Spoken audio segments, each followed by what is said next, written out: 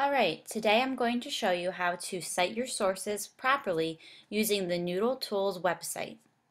The first thing you want to do is, of course, find a reliable resource. For example, I have found an article on other survivors of the Holocaust and those who were persecuted, and it's from the United States Holocaust Memorial Museum.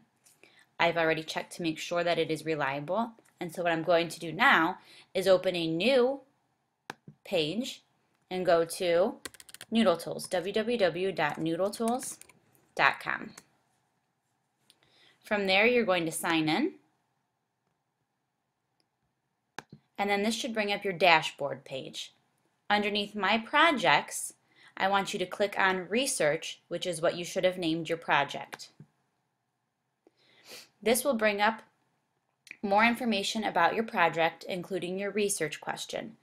Again, if you do not have a research question showing, please make sure that you add that as it was homework over the weekend. If I made a comment on your research question, it will be shown down below where you can then change or do any alterations you may need. Once you have your research question complete and found a website, you're going to go under Work Cited, which is in the Components box.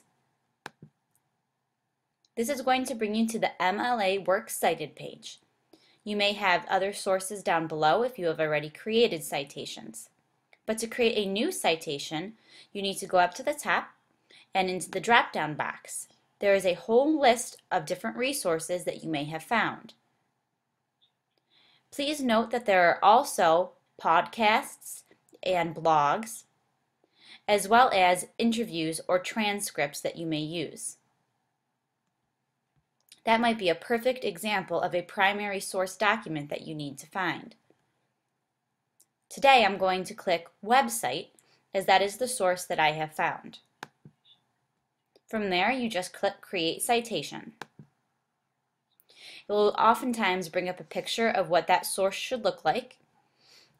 Just press Continue as long as the source is correct.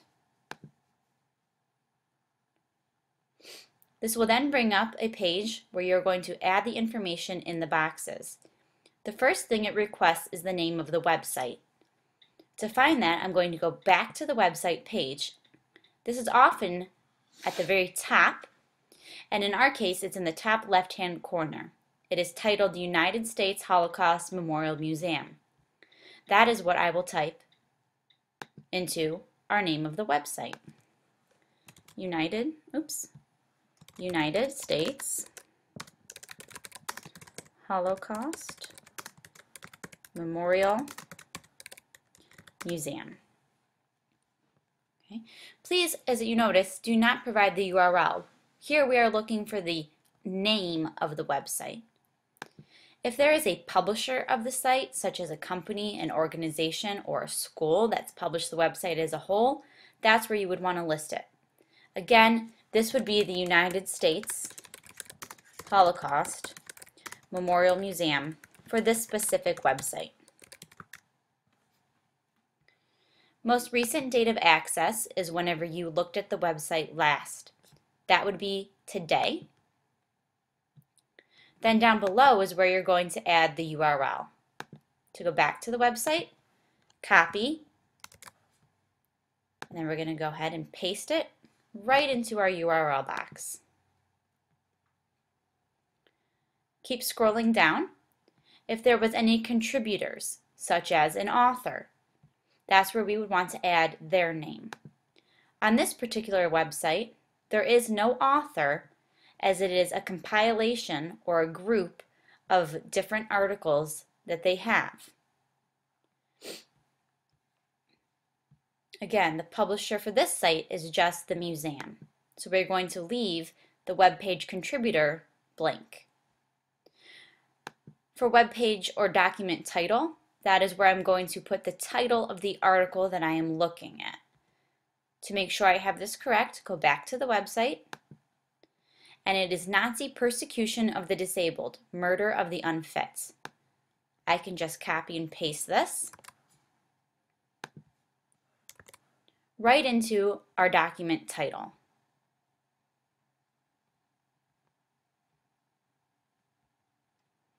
it is bringing up a suggestion box because it's saying that the title should not be capitalized. For this instance, it would be okay. However, we may want to go back and make it undercase as well. If there's an editor of the website, that's where you would write the editor. Again, the website I chose is just presented by a museum, so there is no specific person that we are going to name.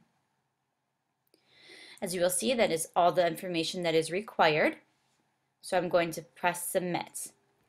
Notice that you want this box check marked as it says include this source in my final work cited page.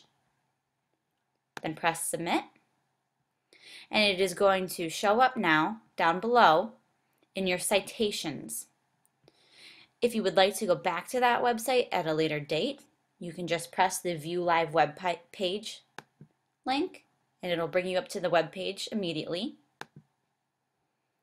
You can also edit the information at a later date,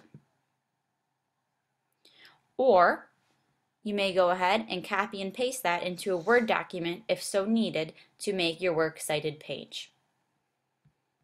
You will do the same thing for every resource that you find, including a book, a dictionary, encyclopedia, picture, graph, etc. Just remember to find it in the drop-down menu and press Create Citation. If you need any help, please let me know. And you may, of course, always come in during ICE, lunch, or your study hall.